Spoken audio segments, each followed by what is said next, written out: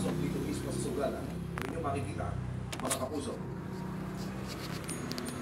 Nakapwesto sa kanyang kalapit na dokumento, ang lahat po ng paraphernalia ginagamit sa sugalan. At ko yung pera na ginagamit kong panaya ng mga nagsusugal na nakapalibot po sa mesa. Hindi lamang po isang mesa ang nakunan ng resibo. Ibig sabihin, maraming tao po ang nagugulaw, open na, ang saklang na.